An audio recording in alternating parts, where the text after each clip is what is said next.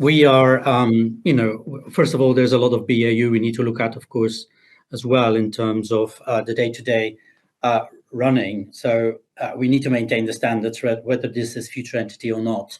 And one of the things we will do this year is, of course, have another standards release, because we need to be up to date with the latest technology, but also protocols like ISO and FAPI and etc. So there's a lot of work to be done, whether it's in future entity or not. So next to a lot of JROC work, we still consider this as being under the order. I think in terms of future entity, what we would like to see is, of course, what I would call joining the dots. So coming back to the analogy of the Christmas Carol is to ensure that the past, which is the order and still the order in the future too, but also the present, which might be becoming the transitioning, then is joined up with the future, which is actually what we mentioned before. And this might be also an opportunity to introduce, of course, things beyond open banking, other data sets through the DPDI bill and what we discussed before. There was an APPG this week on open banking with the minister, and we discussed there whether or not we could have an ordering of different sectors. So what would be the next sector in the smart data? So I'm a member of the Smart Data Council. OBL is a member as well, and we are trying to look at what's the future of trust frameworks, what's the future of other data sets, what would be the next data set, and what would we require in terms of capabilities in the future entity as well to accommodate for that, which is a very pertinent question, of course, when you talk about the future entity in terms of what should it do. And that is, I think, our belief as well, that it should be having schemes, or rule books or standards at least.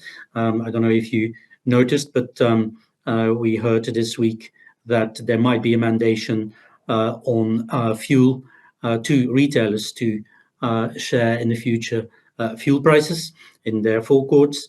The question is, how are we going to deal with that when that happens? So you need standards, you need minimum standards, you need a trust framework, you need engagement of ecosystems, you need to ensure that everybody follows the rules, etc. So I think the future entity, and this is particularly where Treasury comes from as well, in terms of the long-term regulatory framework, will embed then the management, design and management of different schemes. And that could be TRIs, what we're doing already today.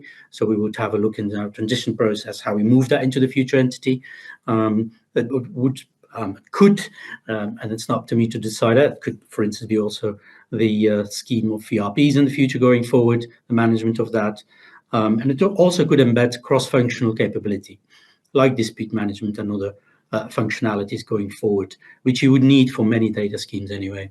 So we are going to, when we design the future entity, it will be a no regrets development, so that in a modular way, at least you could slot in other data sets, which would then work also on the principles, the original initial principles of open banking. And that's the reason why there are strong principles which work, which are safe, of course, and which are scalable as well.